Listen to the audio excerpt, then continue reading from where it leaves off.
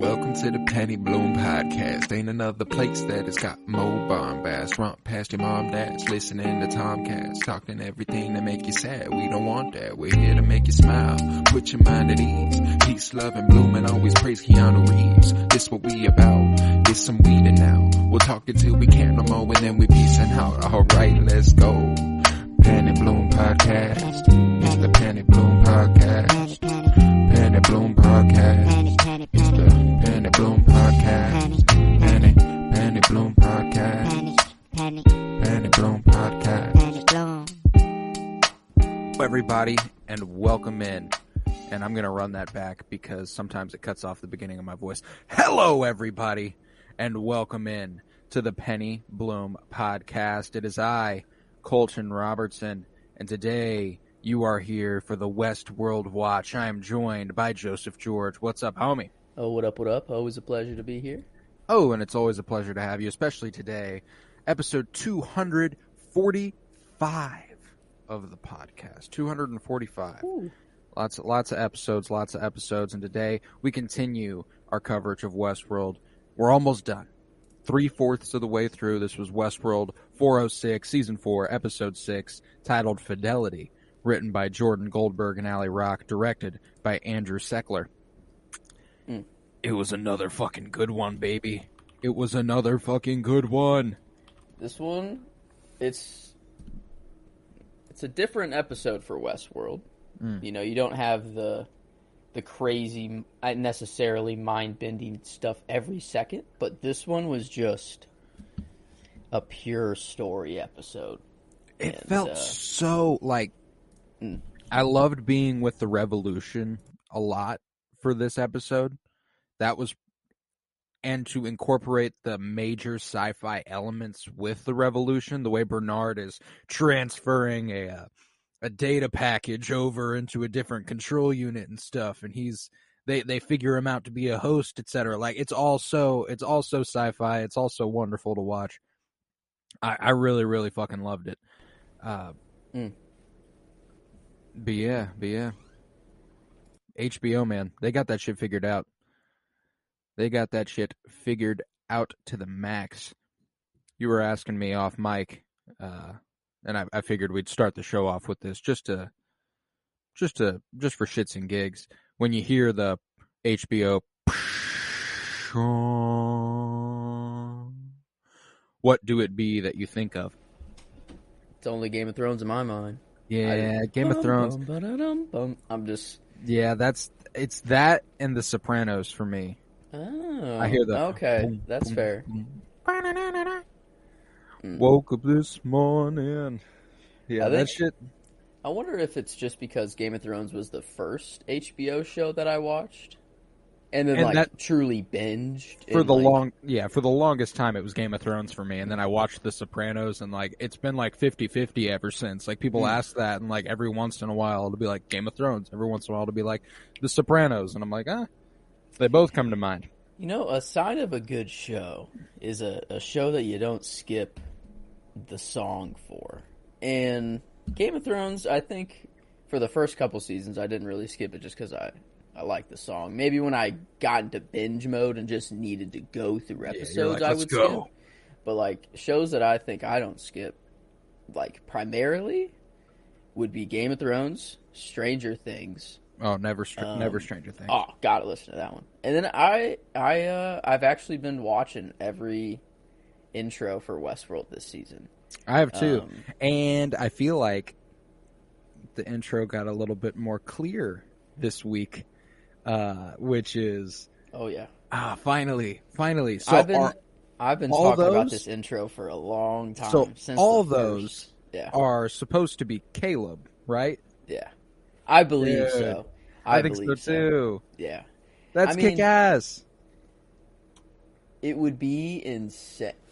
I mean, there's not much theorizing from this episode that, like, from previous episodes that we've had. Like, we've had material and, like, every storyline to really theorize about in previous episodes. But now it's kind of, it feels like we're either going to be all the way right on our guess, or it's like, or just way broke. off. Yeah. Yeah. No, I'm with that. But yeah, the whole fire and the single person cells felt very clear that it's that Caleb's imagery at the end of the episode here was very much so important to that introduction. So, the hands and like in the intro that go up against and they first touch for the first time, and like they focused on that. Like whenever Caleb touched his like super messed up. Oh yeah. Oh.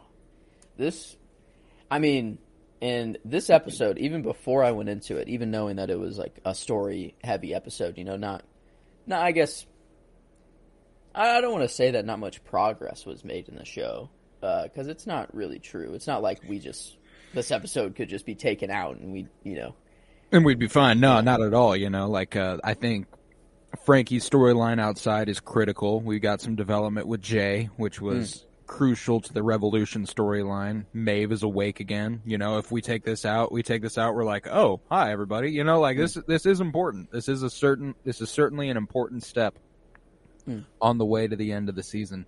But are you ready for a scene by scene breakdown? Oh, let's get into it, man. I'm ready. Let's get it. So we start with a flashback to the past, and this is sometime after Uwade and Frankie ran off into the night in episode 3. And Charlotte has already done some pretty big damage. She's done some pretty I didn't think about this part of the episode as in like the timeline wise. Yeah. So like it didn't take long for her to do stuff that was borderline taking over the world, and young Frankie approaches a young man who's sitting on a park bench observing kids on a swing set, and she's like, this is where your brother used to play. You used to push him on the swings. Your parents don't remember him, but you do. And he's like, what the fuck is up with you? What's going on? All right. And how do you know this? And she's like, all right, come on. I gotta take you somewhere. I would not be following this child. I gotta say, it would not be me. It's an interesting strategy they have to gather, these outliers or outliers. I guess how did they know? Because they had like a little tablet, like control tablet, whatever, that showed that he was like becoming an outlier, and they're like, oh, we need to go now. Yeah. But like, how did they know to come up to him before? Like, if the system hasn't flagged him as an outlier yet, or was that just the system being like, someone is talking to him, this isn't on the script, so now it flags, sort of thing. I think that's what happened, because I had the same confusion. I was like, wait, but how did they... What? Yeah, so like, I'm going, it might be a little plot convenient, to just have it that way. But it works, it works within context, I think, and I enjoyed this scene. We learned this child to be young Jay, and her mother, an early founding member of the rebellion, kick-ass. Uwade being a founding member of the rebellion. I absolutely love that. Tells young Jay that the people his brother tried to warn him about already got to him. And Jay's behavior has become problematic, and now they are after him too. And they make a daring escape out of the city after having to pause in the face of these drone hosts. I think it's hilarious to me that like they get really close to everybody and really like get a good look at them whenever they don't have any eyeballs or anything. Right. It's like, what are you looking at? What a creep! Like, if you were when they panned over to them and they were just standing at the top of the stairs, bro, I was like, no, fuck no. And the fact that the thing that does it, the control that these rebels have developed to where a fly lands on this dude's face and he doesn't flinch. He does so good. And then it gets to his eye and he has to blink. And the drone host is like, I got you. Is this a real fly? That's what I was thinking, is like, has this been part of a plan like the whole time? Like, Caleb's storyline seems that Hale was planning that out. Like, wanting him to get out so that he would send a message and then find. Absolutely. Like, Absolutely. Right. So, yeah, like, no doubt. So, but I think the fly is definitely a part of the plan at this point. Like, that's like how she host got fly. all these. That's a host fly right there. Well, yeah, because there's all the people who did pause. They have to be taken over by host flies. So, and that's the only way I can think of that the drone host would have even detected it, is if he's connected to the fly, not like there's no way he was like, oh, I heard you fucking blink, you know, like it had to have been something like that. That's fair. I think, fair. But he did just blink. That's true. The escape here is pretty thrilling. You know, the drone host picks this dude up by the throat, presumably does probably what Charlotte does later on in the episode, and goes ahead and snaps that man's neck. But they make their run away, and they arrive at a safe house where little Frankie is like, all right, I'm gonna go talk to him. Bye, Mama. And she's like, tell him I love him. And I'm like, oh God, fuck. And you know, she hops on the transistor radio to message her father, and she tells Caleb about Jay, smiling up at him and saying she always wanted a brother. But young Jay is like, fuck off, I'm not your brother. There's no point in leaving these messages. Your dad is gone just like my real brother is. God damn, man. She's 7. Yeah.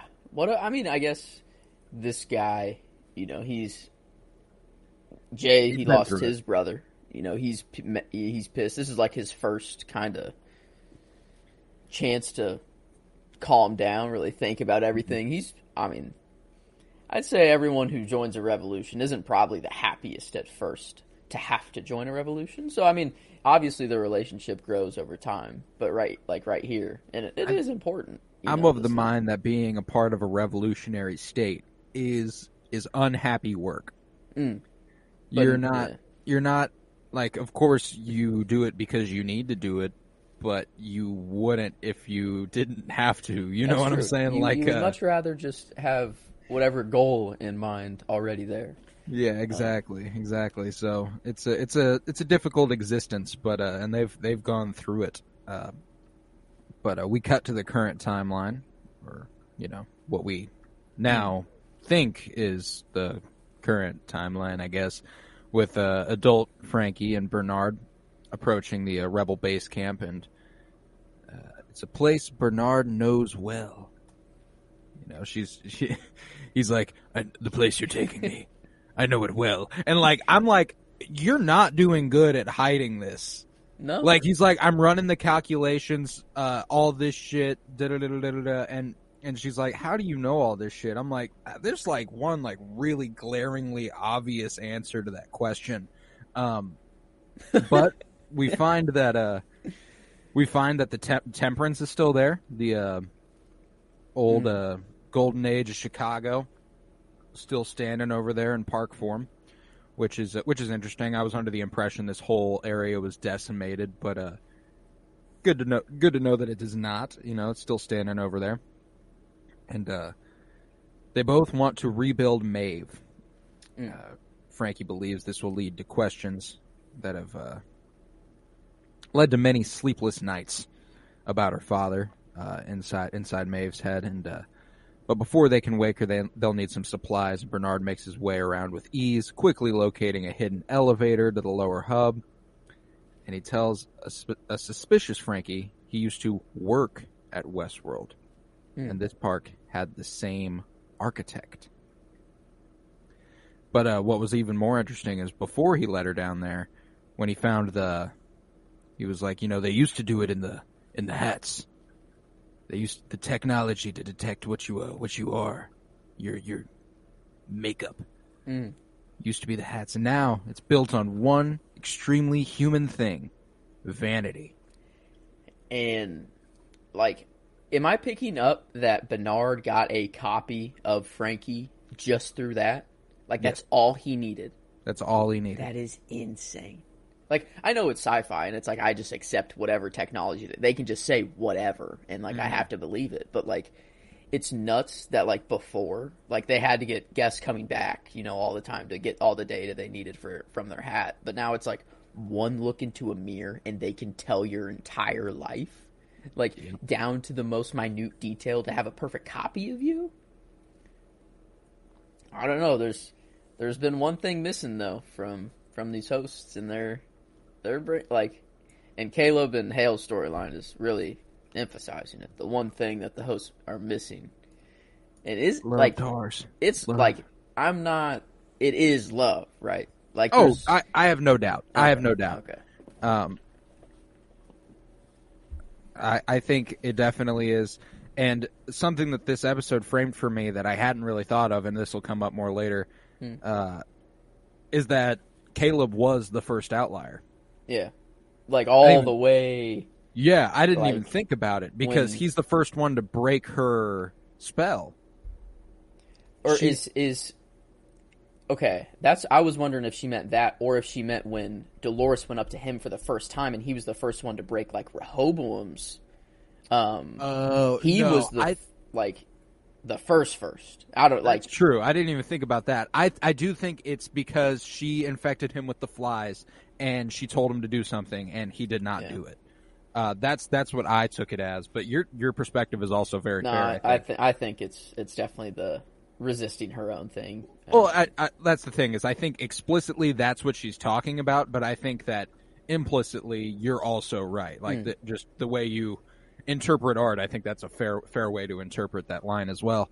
But yeah, I was like, oh shit, I was watching the episode and was like, oh shit, I didn't even fucking think about that Caleb is technically the very first outlier. And what breaks it? Love. Because were they were where Caleb and Maeve died originally. Was that the park that Frankie and Bernard are at now? Or is where Maeve was buried? Yeah, that's where. Because that's where they found her, and was that their home? That was their base the whole time, right? Or no? Do they have to travel to get there? They had to travel to get there. Okay, so that's not like their home operation. That's no, okay. But that makes more sense. Yeah, there was some stuff in this episode that was a little unclear. Every once in a while, it was like, okay, I'm just go with you here. You know what I'm saying? So I guess this park was the grand opening that William was like. This is like phase whatever. Like this is where they started to infect the golden people, age. I think is what he called it in episode fucking 2, I think. But yes, this is the park that we've been at in this season. The old timey Chicago park for sure. But and where we saw Caleb first get taken over and shit. That's right. But yeah, so they make their way into the lower level hub, and Frankie's real suspicious about how Bernard used to work at Westworld. Like the whole time, I'm going like, it's been 20 years. You've got to be a little bit more. I don't know. Something else needs to be going on for me to believe you. You know what I'm saying? Like, you don't look like you. I mean, I guess you could be 45, 50, and you were 25 to 30 working there, but I don't know, to be like a head programmer. Yeah, to say that he programmed every host. He was the. Because Westworld was open. Westworld was open for 30 years before anything happened. Like, yeah, I used to work here. I programmed all the hosts, whatever, And she was like, you worked here? No, I worked at the one before this. So it's even more like, what? So yeah, like, and obviously Bernard knows what he's doing.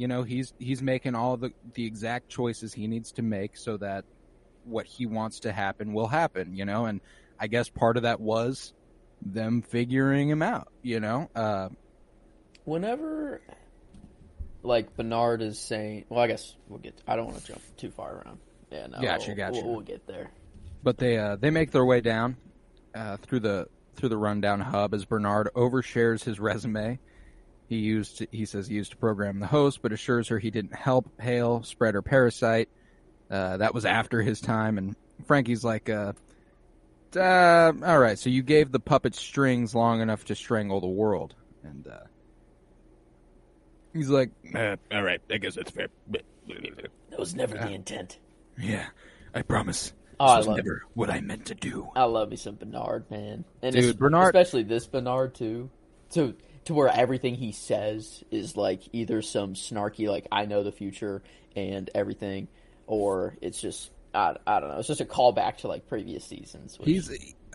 Jeffrey Wright as Bernard is an all-time character for me. Like, all-time casting, all-time performance, all-time character. Through all 4 seasons of Westworld. Like, he's had such a range to hit on that I'm hard-pressed to think of a character who I've truly just been more like, God damn, you're good at this, huh? Yeah. Like, I love watching you do your fucking thing. Like, someone who didn't even know they were a host, working for Westworld, discovers he is a host and, you know, basically a creation of Ford to keep him company for, you know, a friend that he once had, and now he's dealing with time warp, and then he deals with the taking over of the world, but now he has to save it. Like, yeah, dude's been through. It's an incredible journey that Bernard's been on. But yeah, I fucking love Bernard. The only person who might be second to is Thandie Way Newton as Maeve, and that's who they're working on here. They are fixing up Maeve's body. Won't be an issue, but her mind is a different matter, Bernard says, and having been underground so long, it will have corrupted her control unit, so they'll need a new one.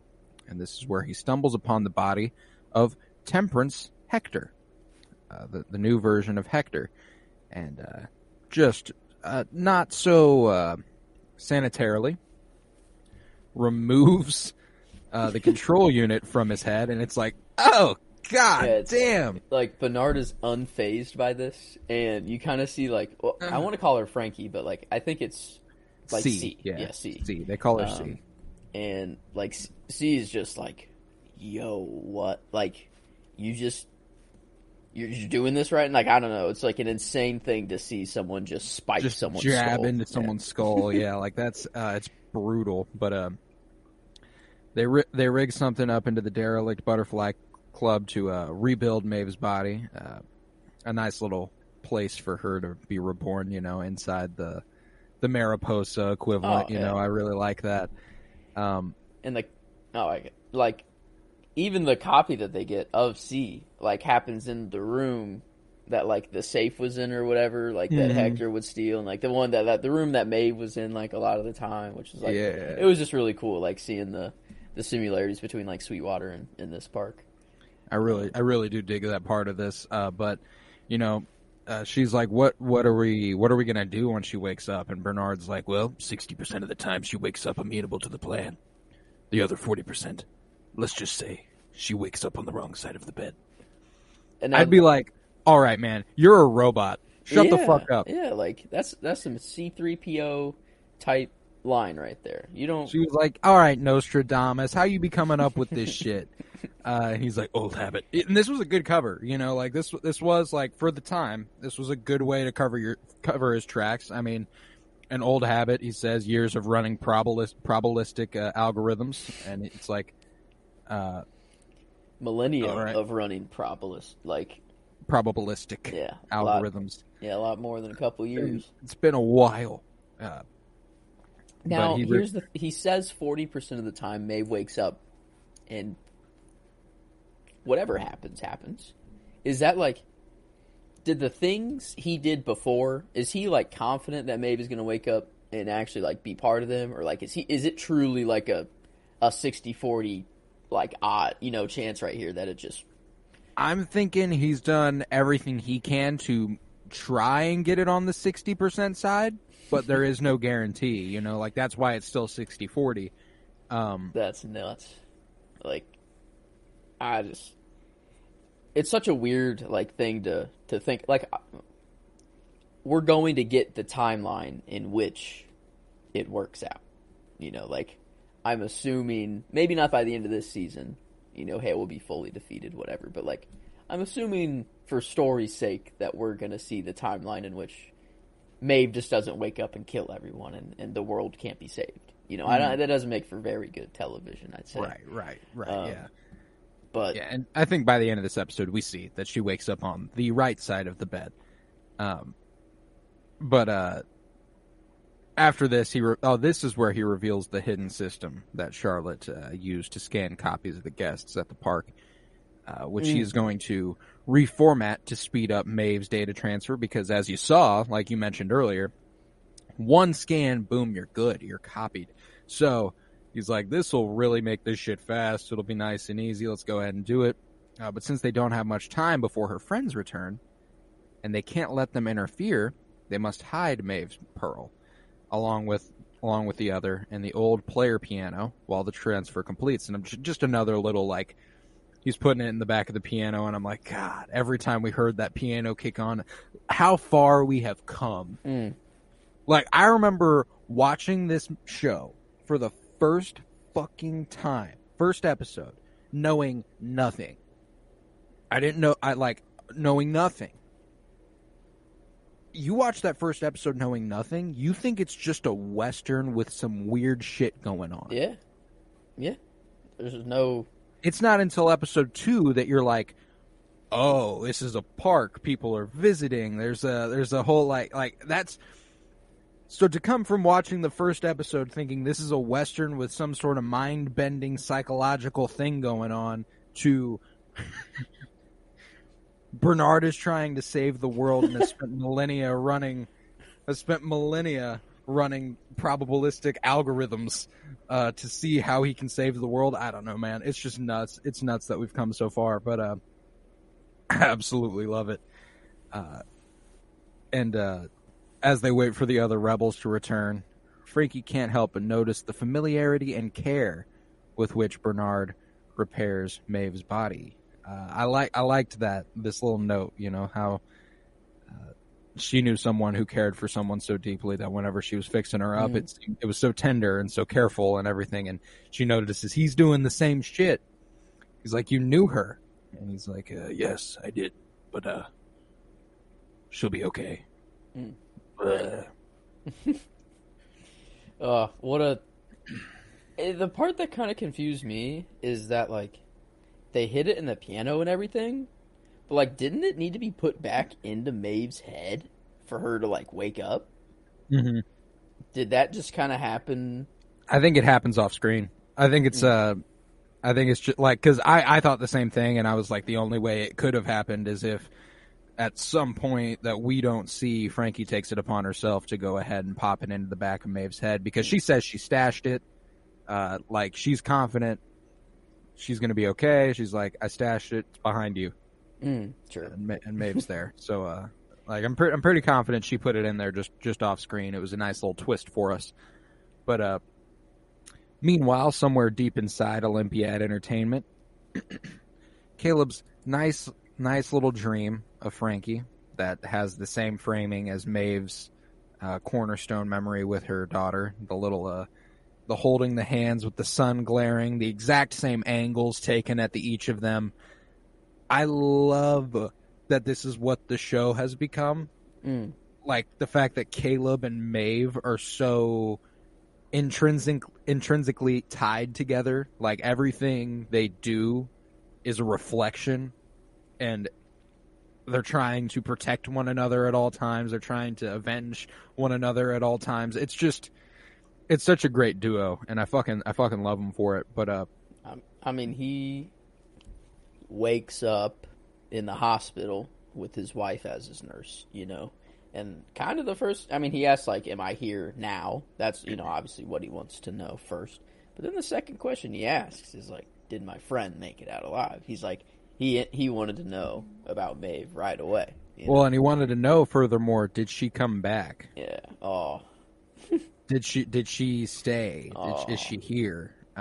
Talk about some. We are just getting Aaron Paul performance after performance here. And, oh, my God! This episode, he was in his bag. He had. Oh my God! This was his part of this episode was the best part of the episode, and he keeps one-upping himself. Like, he keeps getting better and better and better. And, like I've said a couple times throughout this project, I've never thought super highly of Aaron Paul's acting ability. I always thought he was a solid actor who could play the roles he was presented with well, and but I never thought him to have a ton of range. You know, I thought he was just kind of pretty on the nose, straight down the middle. This season, he is proving that to be untrue. He's doing fucking incredible. This show should just be his resume from here on out. It's just it really should. Like, and you know, he did good on Breaking Bad. Like, we've always talked about how Jesse Pinkman's it was once my defining image of Aaron Paul. Yeah. You know how fucking crazy it is that Breaking Bad Jesse Pinkman is no longer my defining image of Aaron Paul? Yeah. It's Caleb now.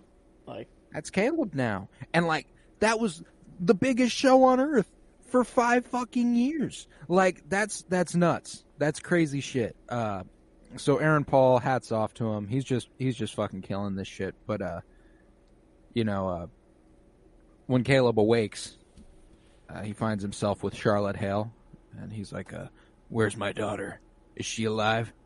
And you know, Charlotte's your daughter, like a broken record. You're not the only one who's lost something, Caleb.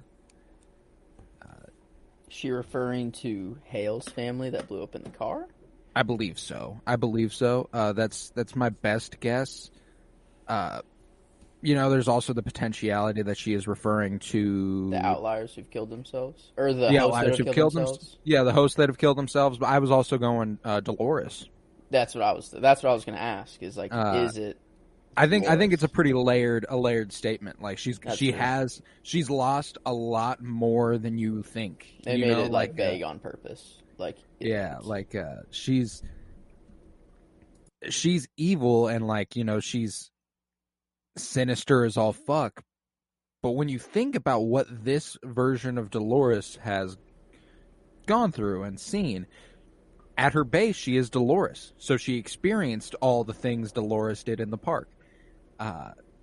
She experienced Teddy offing himself. She experienced all the pain and suffering she endured in the park. This is just the version of her that didn't take kindly to that. Yeah. Ooh. Dang. Like, she's been through some shit, you know. So like, it's interesting to think about her like that. But you know, she tells him that the outliers all started with him, and she says her kind is supposed to be perfect, but they've been staining themselves with death, choosing mortality, making irrational decisions. And he once told her that he could fight off the effects of the parasite because he had something she didn't have. And she wants to know what that thing is. And like, here's the thing, is that I do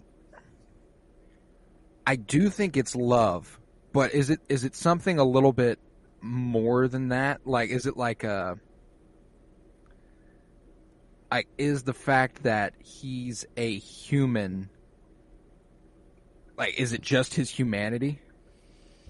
It could, because I was thinking, like, well, we have seen, like, Dolores and Teddy, you know, like, love stories, but, like, is it just programmed into them, choice, That's the you know, thing. sort of thing? Yeah, like... And the part that makes sense to me is, like, a human, like, Teddy's main, like, drive was to protect Dolores, and, like, to, you know, to, at all costs, I need to protect Dolores, I love her, I need to protect her. But, like, Caleb, he loves his daughter, and he, like, a human's love is like, I will do anything I can for pure. my daughter. Like, there's no question. It is like, is she alive? Yes. Oh, that's all I need to hear. You know, it's like, it's survival. Like, love is like, it's at the very base, like, at very base levels, like, survival. Like, it keeps humans surviving. It's something to live for. Yeah. And I think that's what it'll all get to, is that the hosts that have been killing themselves realize that, like, the world that they live in, even though they can do anything they want, it doesn't mean anything, basically. And that's what they've been told. They had one interaction with a real human, like real emotions, not scripted, and that was enough to get them to be like, oh my gosh, like everyone used to be like this, and we took it all away from them, sort of thing. And I can't see it being anything other than love, but I could see them just going humanity. Yeah, with but like sort of a layered explanation, like it's the humanity side of it, like only humans are capable of this powerful version of love that isn't artificial. It is 100% pure. Like, I don't know. They're kind of pushing a Maeve and Caleb love story though. Like, and maybe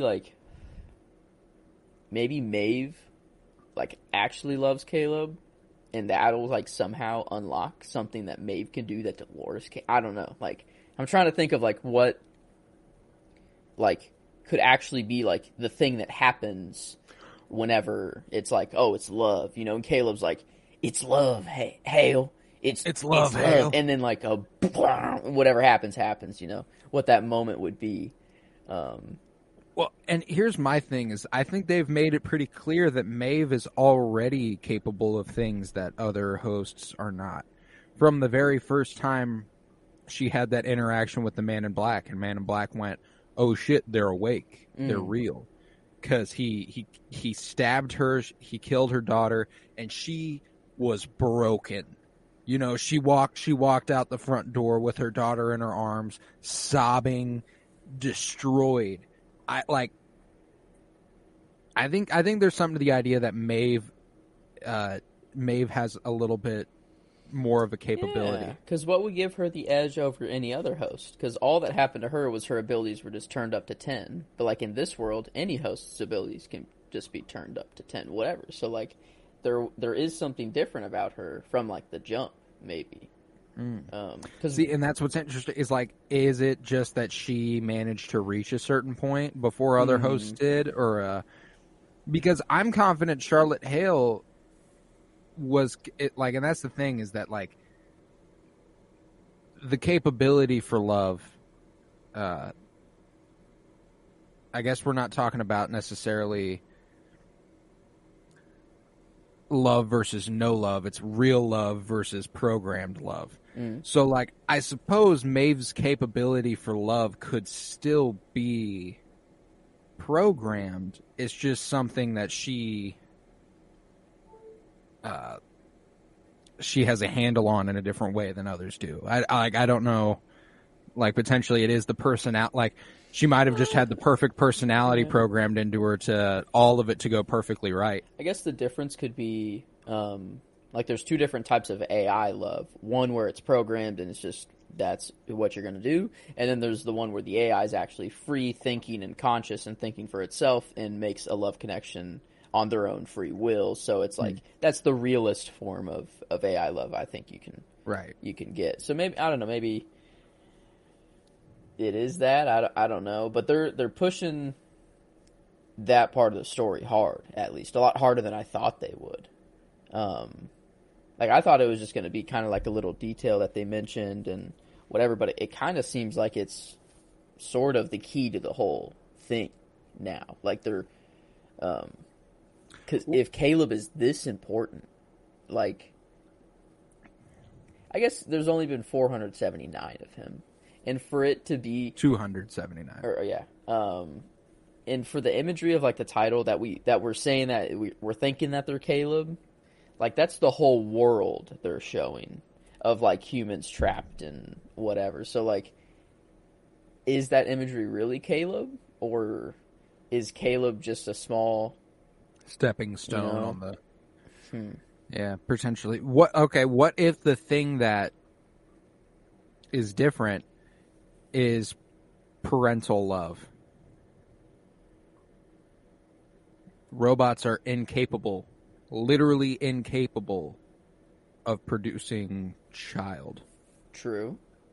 The humans have something to live for in that they have a whole next generation they can bring up.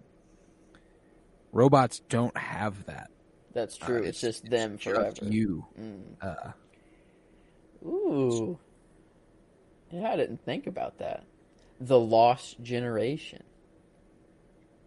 Like, that's what gets them, is like, the host can just be born at any point, but they took a whole generation of humans away to do it. Like, and like, they realize, like, oh, like, we disrupted, like, the entire circle of life for humans just so that we could be born faster and have, like, some luxury.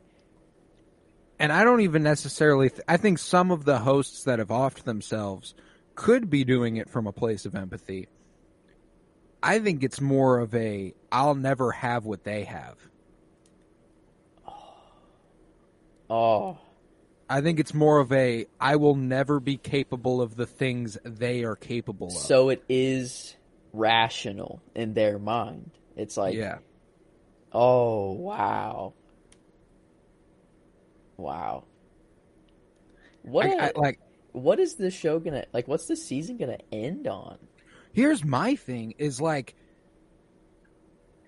I'm bewildered as to how the show can continue after this finale. If, like, say Hale is defeated, will we ever have an adversary rise up again that's that threatening? No, I don't think so.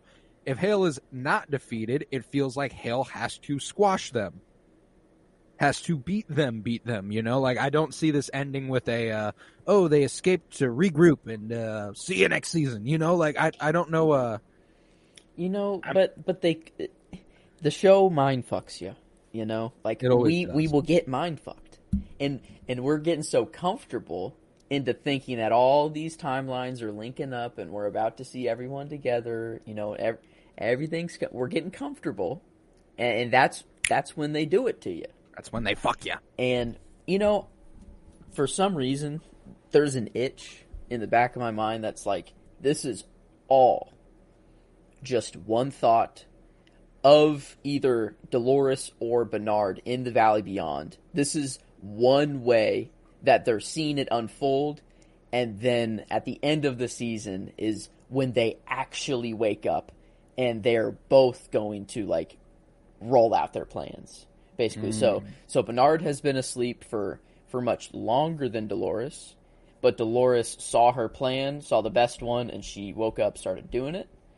Bernard wakes up years later, and then, like, the end season is the actual plans being taken out, and we see the events play out sort of like they did this season, but just a little bit different, you know, like maybe next season we do see Maeve wake up the 40% of the time, or, you know, something like that. Like, I don't know why. I just feel that, like, maybe this isn't base reality. Like, we are not on Earth maybe yet. Okay. All right. We'll see. We'll see. But, you know, after this little discussion, he once told her he could fight off the effects of the parasite because he had something she didn't have. She wants to know what it is. She makes him an offer. This body that he's in, it's failing. His death will be painful, and she can bring him back and restart the cycle. Or he can tell her what she wants to know and end this torture. When he refuses, she lashes out, threatening to make Frankie tell her. He smiles in this moment, realizing, haha, this means Frankie's alive. And he's like, and furthermore, I trained her too fucking good. You have not been able to catch her. And she tells him not to celebrate yet. You know, she sent a visitor her way. And, you know, she says, enjoy this knowledge while you can. I offered you a path out, Caleb. You made your choice. You all did, she says. And Hale is really, really, really fucking up. She's really evil. I didn't think of who this visitor was until now. I think it's Jay. Could it be the outlier, though? Like, I'm trying to think of any twist. Like, obviously we see host Jay, and we see him kill the human Jay. Like, you were thinking, like, okay, this is the obvious. That's the visitor, whatever. But like, if Hale knows Caleb's going to go through this to send a message to his daughter, like she's planning all this out. No, because, well, She doesn't know he's going to do that. You sure?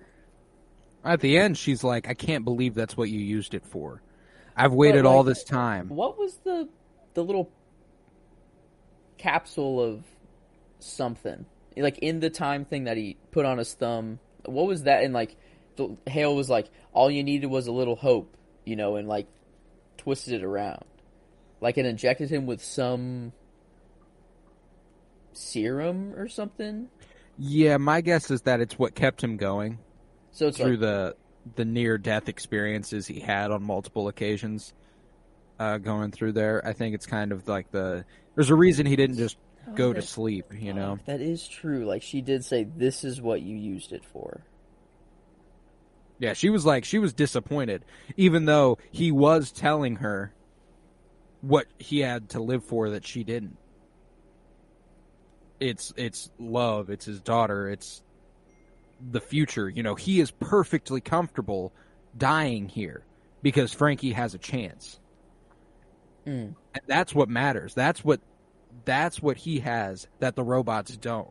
Is as long as they can keep going as a race, the humans, they have a shot. And like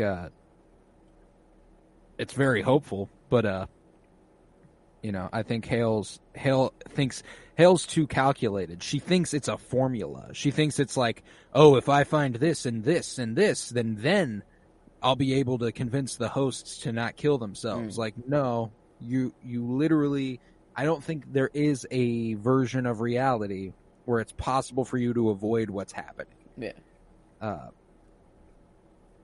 It's just the way of life. And yeah, man, I'm hung up on, like,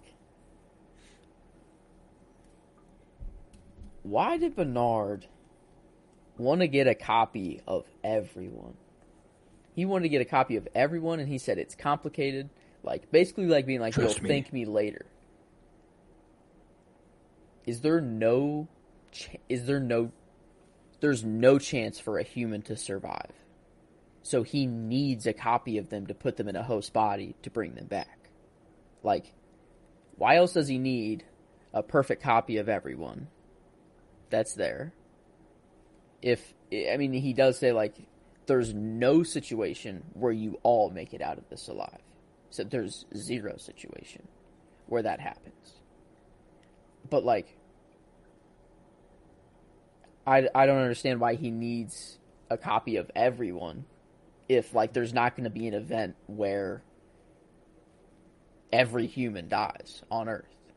Like, or at least they die. The revolution. Was Rehoboam? Wait, the timeline it said there was a mass there was an, oh, shoot. Mass casualty event. Right? I think so. It was end of human civilization is 50 to 125 years, apparently. Population collapse at Bernard's time, though. I think there's reason to believe it could just be a contingency. Like, he knows he's probabilities. That's what he's dealing with. There's a chance, they all make it out alive, but in case they don't, he needs to have the people who he knows will fight for the right thing on his side. And this show, man, it's so different than Marvel or Star Wars television. Like, and I've got some good news for you. Got some good news for you. Really? They announced when Andor is going to premiere officially again. 5 episodes of the House of the Dragon will be out before it premieres, which means we're just going to tough it out for those last 5 and cover 2 a week. So, 2 shows a week. So yeah, we're going to be watching and covering House of the Dragon week by week for 10 weeks straight. And then the last 5 weeks of that we'll also be covering Andor along with it. But yes, very excited for that. Very excited for that. Just had to mention it because HBO is far different than watching Star Wars or Marvel shit. And Westworld is just a premier example of such a thing. But throughout the rest of the episode, Caleb's plotline is centered around his escape here. It's actually a game set up by Hale, which is a real pain. And at some point, you kind of figure that's the case. I don't know about you, but I certainly did. Hale's not the type to not notice this. There was a point where I was like, he's doing all these things, following the trail of bodies. He's following the directions previous versions of himself have given. At some point, I'd go, well, hey, I'm here now. Maybe I don't go the same way. You know what I'm saying? Like, I guess he doesn't know anything else, though. True. Like, you don't have any other, like, he doesn't have any other option. It's worked for me so far, so I might as well keep listening. Like, I don't, that's how I kind of like it. No, yeah, like, at some point, me and Emily were watching it, and she goes, why does he keep following and this? The bloody parts where it's like, well, yeah, maybe it's more of a sign to stay away than to go, but ultimately it was exactly where he needed to go to send off the message and everything, so it works out. But like, I was like, if you really want to escape, I don't know that this is the way to do it. Now, regardless, though, he didn't have any other option. Whenever she says that she's disappointed that this is what he used it for, did it take 700, or the 270 whatever to get there? Or, like, has he escaped before and, like, used it for something else, but this time that he told her that Frankie was alive, so now he... I don't think he's ever made it this far. Okay. But I also think you're right in that he's the only one who's ever been told Frankie's alive. I think that was a slip-up. I think that was the only actual slip-up Hale had in this episode. I think the other times... I think every other time, Caleb was just trying to escape. The last time, he has something to live for. He knows someone's out there. Because why would that one dude keep himself in the vent for that long for Caleb to use him? Because it was figured out, right? Like, it was this trial and error. He died once, and he's like, okay, I know I'm going to die from this fall. Maybe I fall a little different. He dies a second time. He's like, all right, there's no way I'm surviving this fall. I need to just use me as, dead weight to survive the fall. So, like... I think self-preservation's enough there. Okay. Like, it could be like, if I have any chance of getting out of here, I need to give myself a chance of getting out of here. Ooh. That is rough. To have to, to know that you're just going to have to sit there until the next version of you comes along, and then you'll die. Oh. Yeah, and I was just like, and it's just, this whole part of the episode was just a premiere example of why Caleb is actually such a great fucking character. This ceaseless hope and preservation of self, whenever he does take the dive on top of Caleb, Caleb being willing to die for himself and save himself that way, awesome. At the bottom, once he lands on him, to be like, I'm so sorry, I'm so sorry, that's moving as all fuck.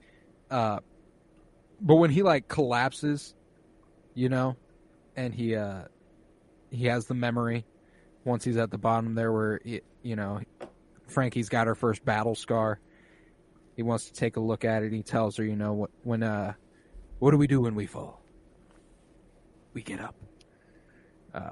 some Dark Knight ass shit. But the first step that Frankie takes, being mirrored with his. Oh God, that was so fucking fire! I was like, yes. I was like, you do that shit, Caleb. Get there. But you know, he stumbles on out. He gets outside, and we see him on the top of this building as he walks along, and he finds his way to that transistor radio. And you're like, oh, sweet Jesus, here it goes. This shit made me cry. Yeah, I act like, and I don't think that's happened for me in Westworld. I think it happened in season 3. Like I was gonna say since season 1, but I don't think I had one of these moments in season 2. I do think I might have had one in season 3 where I was like, I think Dolores' last stand, where she talks to Maeve for that second in the memory, where she's like, it was you. I was waiting for you to do this. Like, I think that got me. This, I don't know that I've cried at a part of Westworld more than I did here. This shit fucked me up. He uses the radio tower to send his daughter a message. He says, the world she made is a lie. It's not real, but what you have is real. I'm sorry that I failed. You're my warrior. I love you.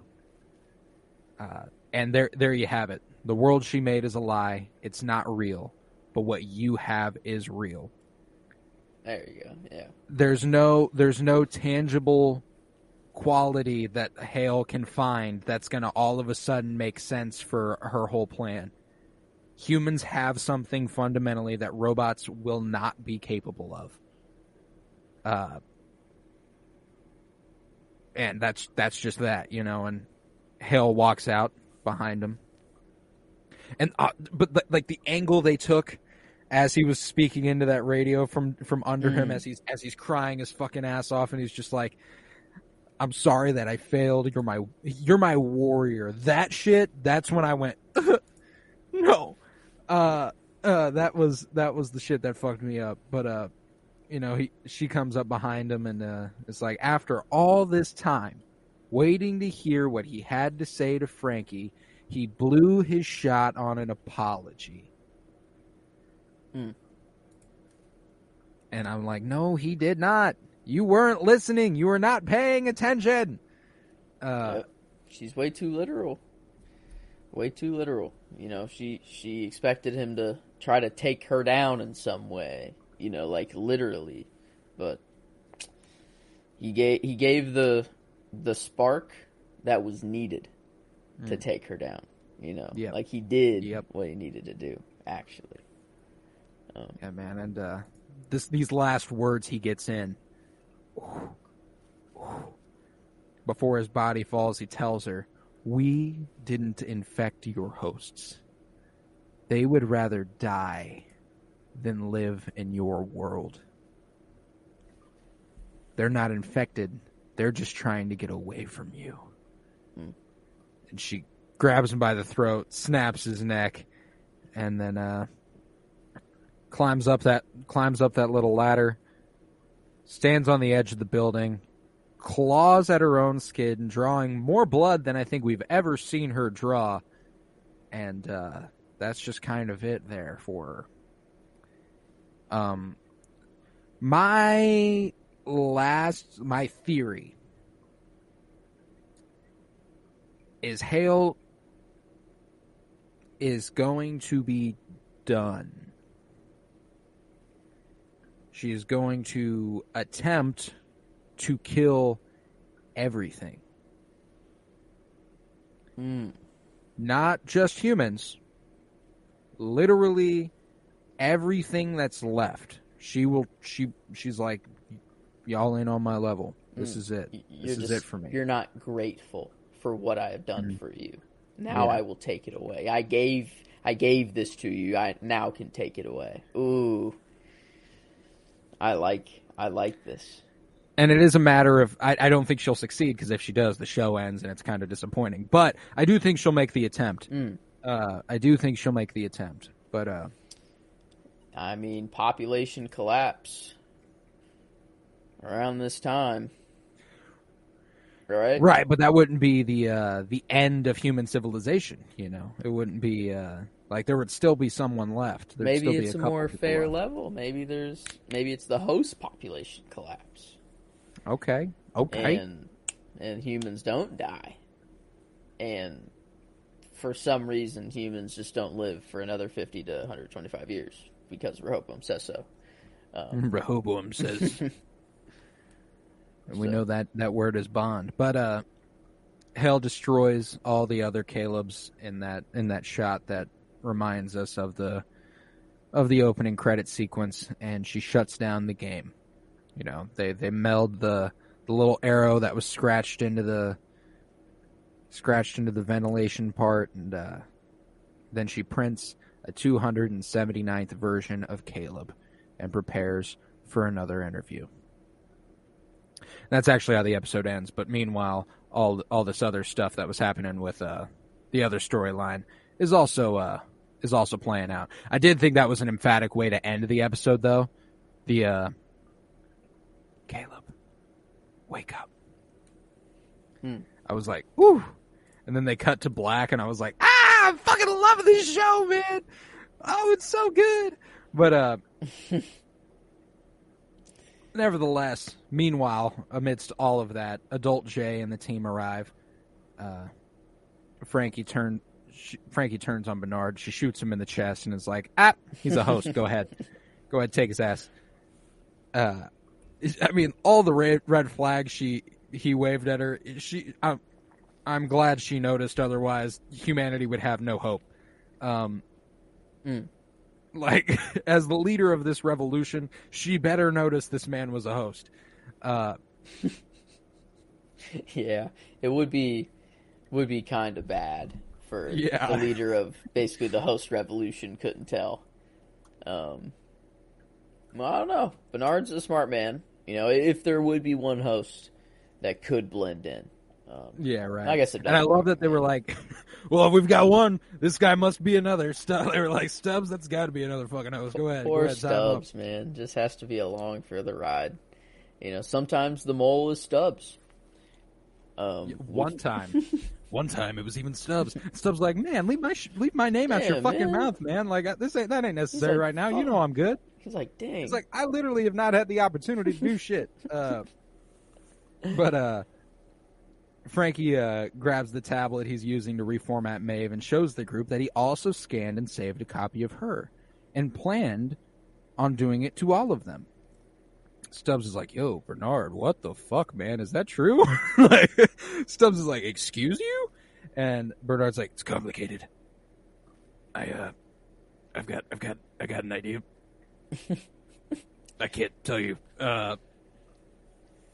I guess we'll just have to trust the man. But they tie up Bernard and Stubbs, but she won't kill them until she has restored Maeve and can find out what happened to her father.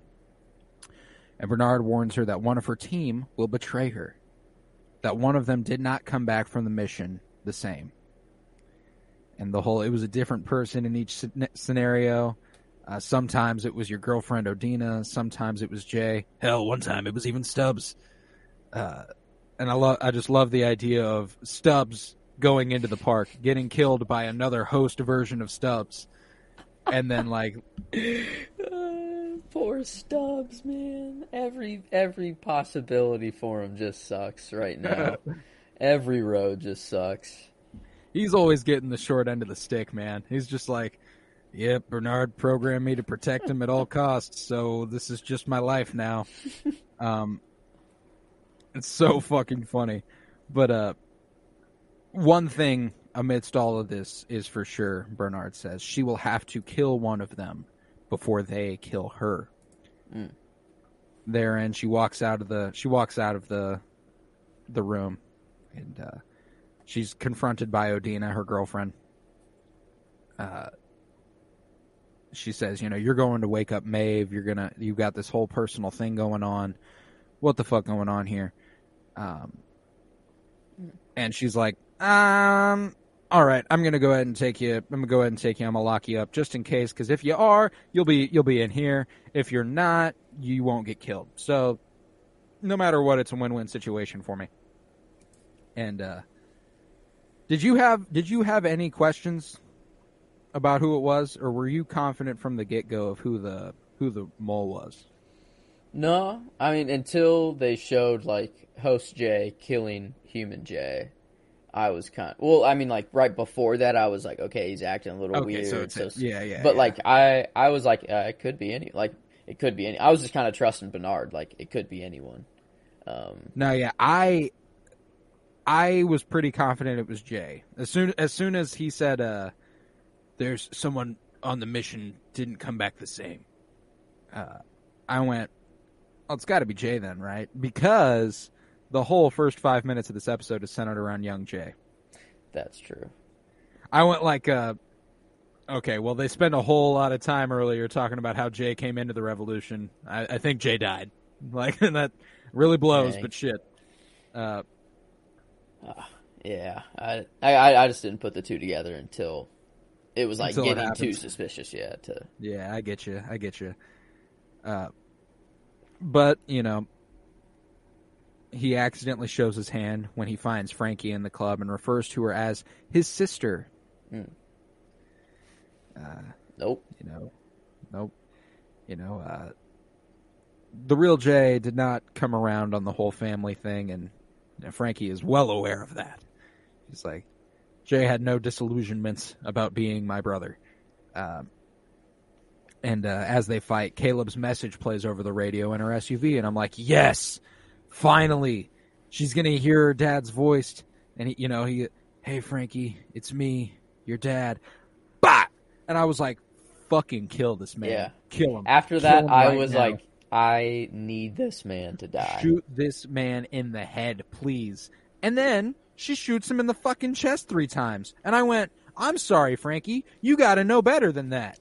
Yeah, she, as the leader of the revolution, she did fall a little short here. She just shot Bernard in the chest and in the same spot, and saw him absolutely just tank it like it was nothing. And she saw what literally came out of the head of a host and what controls them seconds or minutes before this. But it's okay. The reveal was worth it. It was worth it. It was certainly worth it. And it parallels the shit out of the way Caleb and Frankie were saved earlier in the season by Maeve. As he's about to kill her, Maeve goes ahead and stabs him instead. This time through the head, not through the back. Maeve knows what it takes to kill these motherfuckers. Maeve's good. And I love that. I love Maeve. I love Maeve with all my heart. And Frankie and Maeve come face to face for the first time in a long time. And Maeve thought she was sacrificing herself to give Caleb a chance. She didn't think it would lead to all of this. And the way Frankie rationalizes it, like, I blamed you for a really long time, but there was also the fact that if he was alive, I knew you were probably the reason why. Like, that whole thing where he's like, she's like, I was mad at you, but I could only be mad at you so much, because if there was any shot at him being alive, you were the reason why. Yeah. And she says, everything you guys did, that's why we're here. And Maeve says, well then, let's finish what we started. And therein the episode is over. Only 2 episodes left, man. This isn't. Did you watch the next time one? Yeah, I did. I forgot, but Hale literally says that it's the final day for our kind. It's time for us to evolve to the species we've always meant to be. Yep. So, whatever that means. Unless it's just hive mind Hale. And she's everything. Oh, that's not bad. That's not bad. But she's been wanting the host to take on this ascendance, to take that next step. I'm assuming head to the sublime. Yeah. But how is that becoming a new species?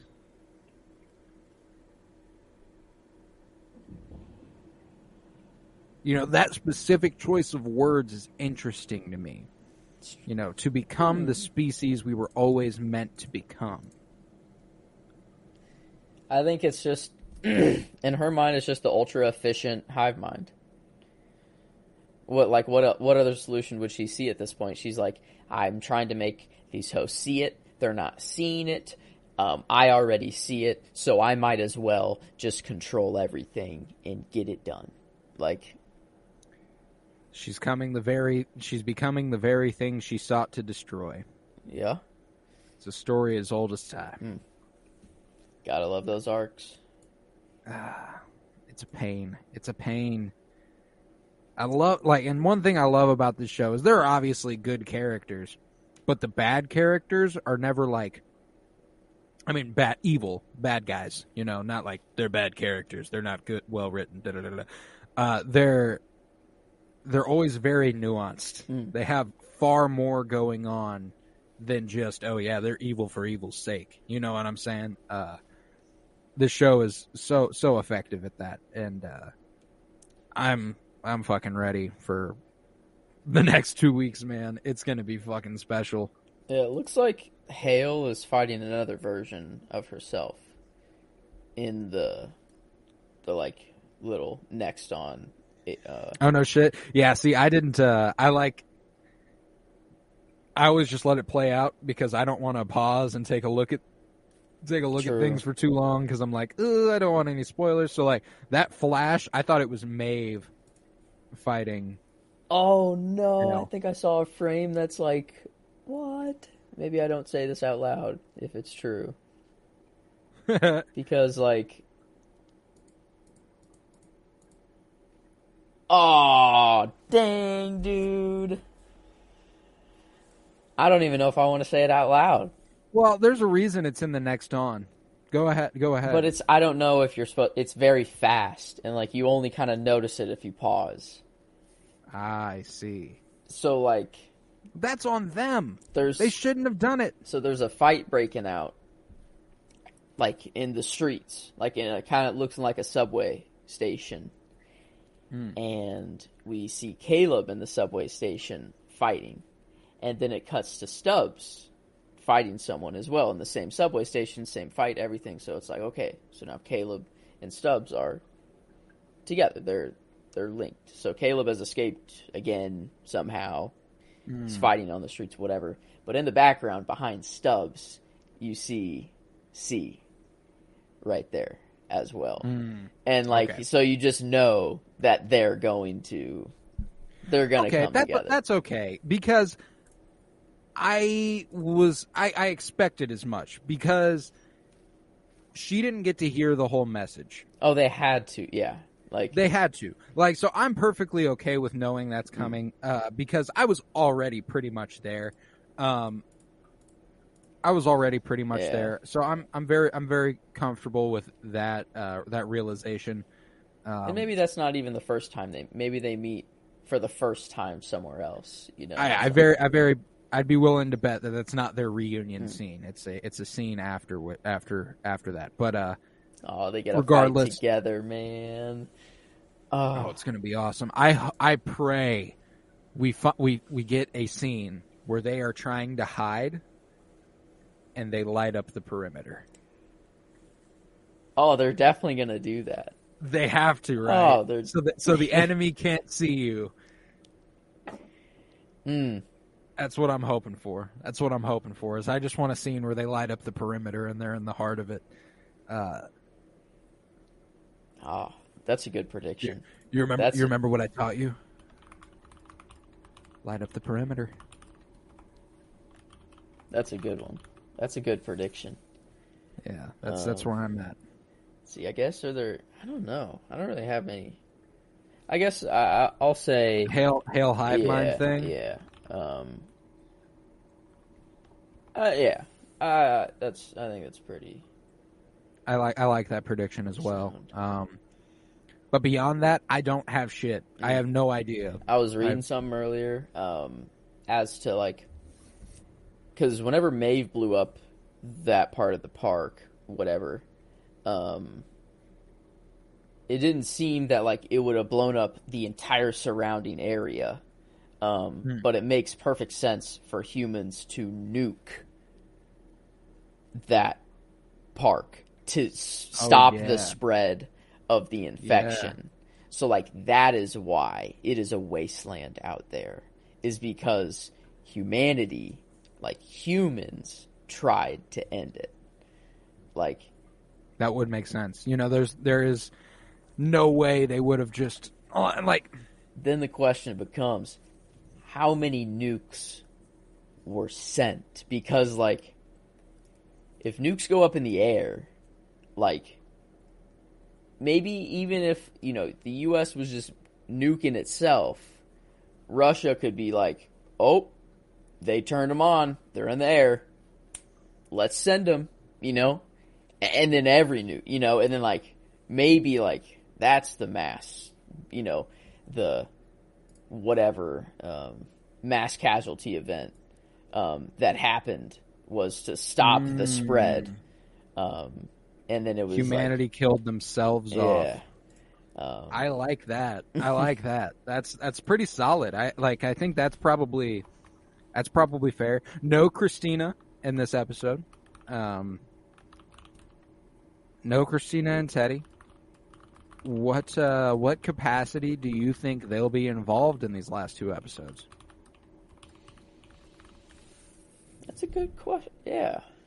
What is Christina's story leading to? Like, it almost feels like it's got to be Dolores versus Dolores, right? Yeah. But how? And what would Christina do? Like, well, if she's is got it the just capability, physical fight between them, you know? Or is it like some strategy to take her down? Well, if she's got the capability, she can turn every single person. That's true. On her. So it's going to be like army versus army. Army yeah. v. army. Okay.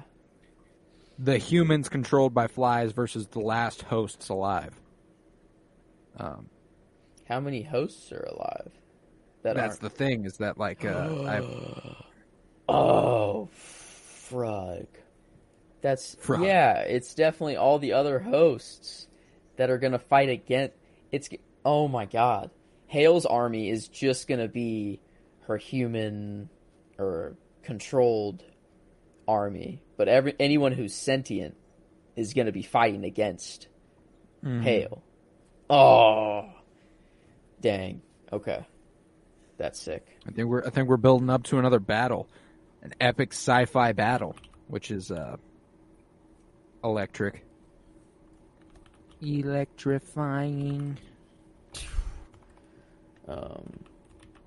How do you spell unconscious? I couldn't tell you, man. I could not tell you. Conscious. Yeah, it's the Hale and unconscious versus Christina and conscious war.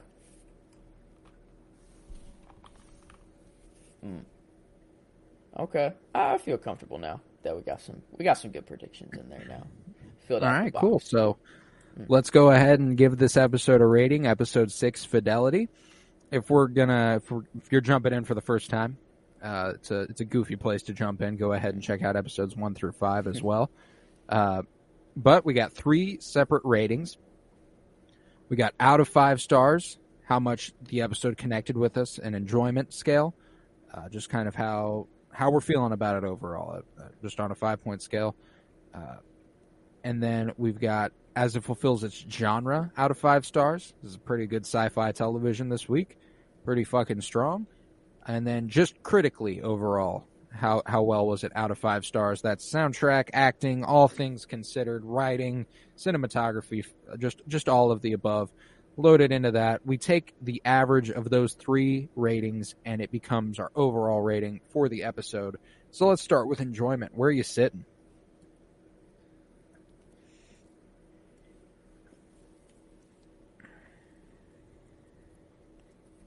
Well, it's good. I don't want this pause to be like, oh, it's like it's low. It's not good. I'm just trying to like put it on episodes 3 and 4. Like those are 5s that we had. This is not far off for me. It's like 4-8 at the lowest, I think.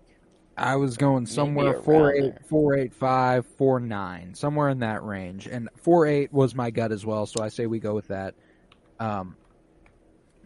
It was so strong, you know. Like I absolutely loved this episode. It's a good change of pace. Like I loved the single contained story all unfolding here. It was such a great episode, and you know, there are things in Westworld that I want that I didn't get out of this episode, but that's not to say it wasn't great. You know what I'm saying? Like it was I love mind-bending reveals, and I love all this sort of stuff. So that's why previous episodes get 5s, but this is damn fucking close. Yeah, it's definitely as good as an episode of television could get with just that little bit of the Westworld flair missing, like just the tiniest amount. That's. I feel like 4.8 is I don't know, man. Fair. I don't know, man. The Westworld flair was kind of there.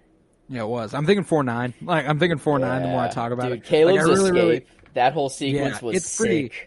It's pretty fantastic. You know, like I struggle to think of something in this episode I did not. Yeah, like. no. So, Bernard opening up the secret door, the mirror. It's pretty all in and the all more I'm talking epic. about all of these things, like I'm talking about because I thought maybe the sci-fi aspect of this episode was going to be a little lower, but no, this might be it's a 5 out of 5. I think. The sci-fi aspects of this one are there potentially more than any episode of this season. Like this was every storyline, a robot infiltrating the revolution, the transfer of Data to wake Maeve back up, Caleb making his way through a bunch of dead versions of himself, Jay not even being a human anymore. He's a host. Robot now. Exactly. Them figuring out Bernard is a host. It's sci-fi out the ass this week, and it's a damn good episode of television. I didn't know that after the next on Westworld, they have a little director's cut sort of thing. Yeah, like a behind the scenes sort of thing. Yeah, and that was I don't know, that was really cool to watch. They all actually build those sets. I thought that was completely just done on CG or VFX, but they build all of those sets, which is kind of nuts. HBO don't fuck around, man. No. They go ahead and shell out the money to build their sets, which I love. That's why it looks so fucking good. You know, you're never watching this going, "Ooh, that was some wonky CGI," because it's rarely CGI. You know what I'm saying? And the fall that Caleb did, they did that fall 3 different times. They said they did it once with a real human and a dummy, once with 2 real humans, and then once with just actual Aaron Paul falling from a lesser distance to get just the last little bit of him or something like that. They did they actually do a lot of the stunts and stuff like that, which I never think about the production of the show, that side of what they have to do to make these episodes possible, and because you have to make a human look robot-like and perform impossible human tasks, sometimes. And I don't know, it's crazy. And the more I'm talking this, I was thinking that this might be kind of a perfect episode of television, critically wise. The story, how complete it was, the performances that we got were just incredible. This is one of the single best episodes of television I've ever watched. I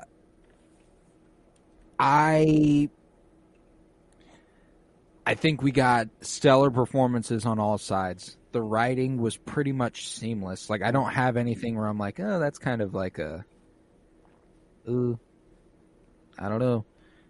It was very well shot, very well executed. You know, one time that I was like, a little bit cringy. Only one time. And it was when Frankie fell and Caleb was like, can you try to get up and walk on it? And she was like, it's impossible. And just to set up the line. Nothing's impossible. Yeah, just to set up the line, whatever. But like, it was cute, so like I didn't care. It was cute, but yeah, I was watching it too, going like, man, like, whatever. That was like, that was corny as fuck. But like, I'm okay with corny, you know. Or it's just but maybe you that's are how right. he's remembering it. You know, it's like I gave her such a good. It was such a good learning moment between us. I remember it in this beautiful way because he's remembering it in like a Valley Beyond sort of view. You know, so I could screw it. It doesn't have to be exact. Well, there was that other plot. We had one moment earlier in the episode that we said was a little plot convenient, probably. Maeve, it just being put in her head or whatever. Right? Yeah. I guess C does say like, oh yeah, I put her control unit in the basement. Follow me or something like that, and it cuts to them walking out of the building. We also had the. How did they know Jay was an outlier at the beginning when a breach is later detected? I guess they knew of the outlier that they most recently saved. They knew that she was an outlier. It just took the hosts time to get there to hunt them for sport.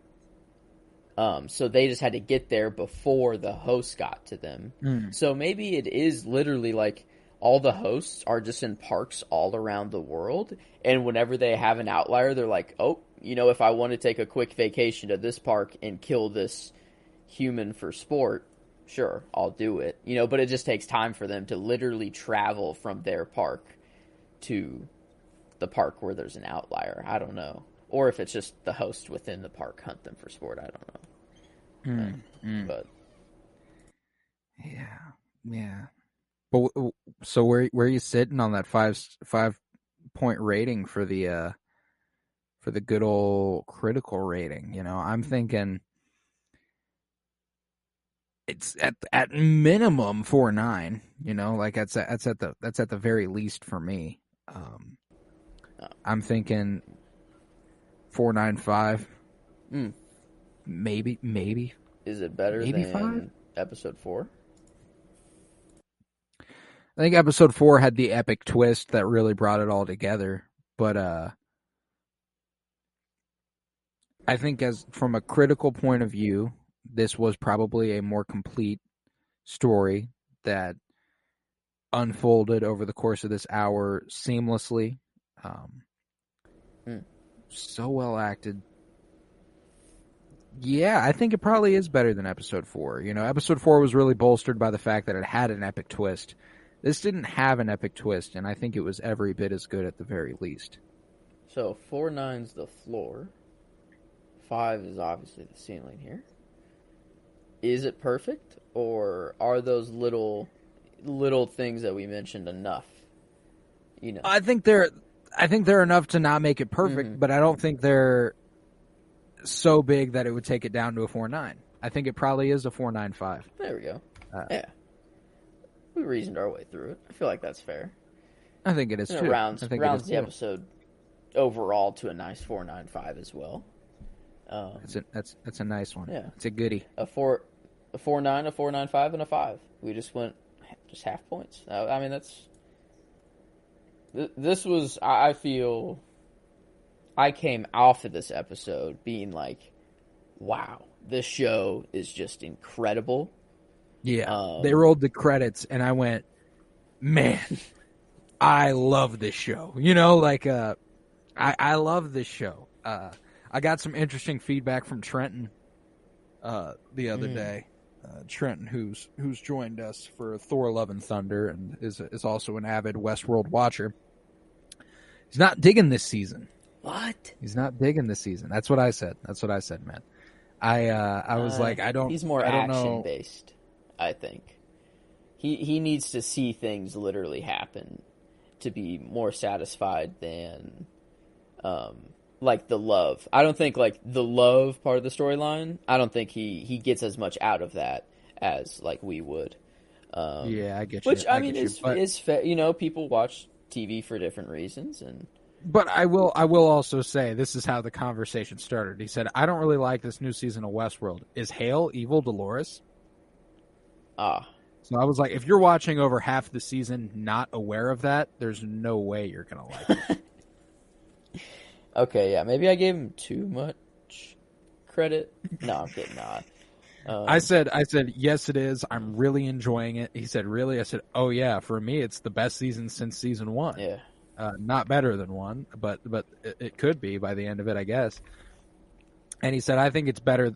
He thinks 2 is better, but he does think it's better than 3.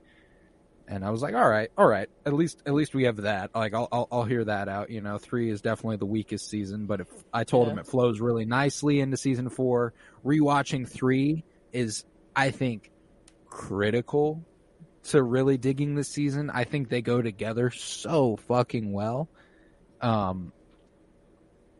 It's he says, oh, and another thing is that he's not a big fan of Caleb. Really?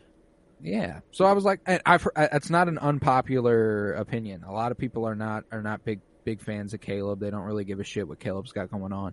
But I can't relate. I really, really enjoy Caleb, and I think Aaron Paul has really stepped it up this season specifically to a point where I don't know how you watch this episode and don't like it. You know, like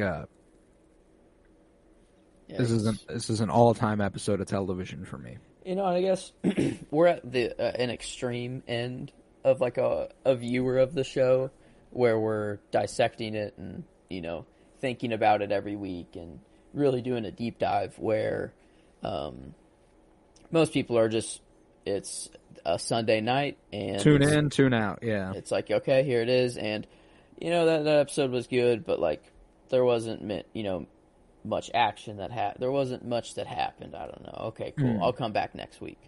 Yeah, right. That's fair. That's fair. Yeah, I always need to remember that us doing this does enhance the show for me. Like I like the show a lot more for having done this. That's true. It makes good television better. Yeah. Doing this, but like sometimes, well, I don't know. It even makes worse television better sometimes because it's like we just accept it. It makes worse television more fun to watch. Yeah.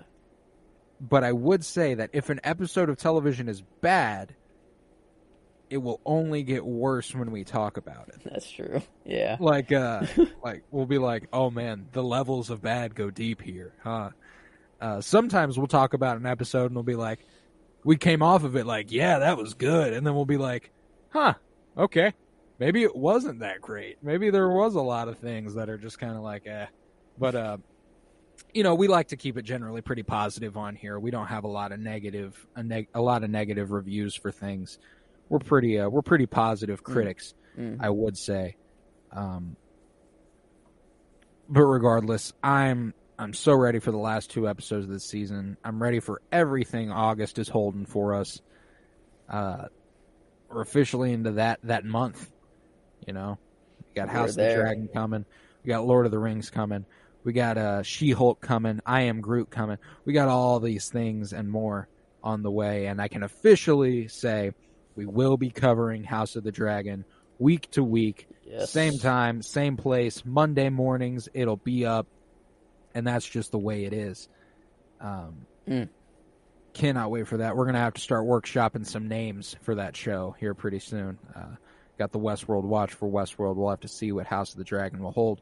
But with that, if you would, head to patreon.com/CoroBloom, where you'll find over 30 hours of exclusive content, including every week. I go to the comic shop, I pick up some comics, and I review them for patreon.com/CoroBloom, and that's usually paired with a nice little book review. Lately, I've been on a Star Wars book kick, so I'm doing that every day, every week.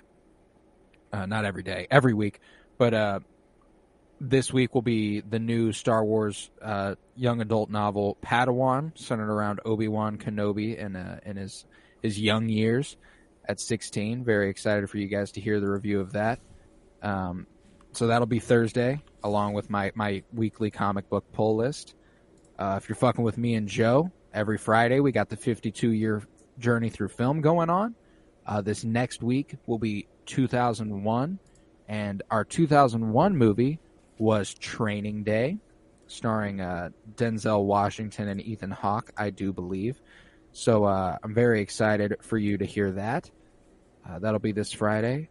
And again, if you're fucking with me and Joe, this next week we will be making a guest appearance on MCU on Repeat to discuss The Avengers. Very excited for you to hear that as well. I've been very, very highly anticipating that. I'm going to have to rewatch that movie here very soon to have it fresh on the mind for it. But very excited to join them there. Head to Twitter, follow at PennyBloomPod, follow on Instagram at PennyBloomPodcast. Make sure to leave a 5-star rate and review. That engagement is critical. Helps the numbers go up. Helps numbers go up. And we're almost to 200 followers on Twitter. Go ahead again, follow at PennyBloomPod. That'll be huge for us. Yeah. I was Colton Robertson. I was joined by Joseph George. Thank you very much, homie. Oh, thank you for having me. It's always a pleasure to be here. Oh, and it is always a pleasure to have you. And remember, peace, love, and bloom. And these violent delights have violent ends.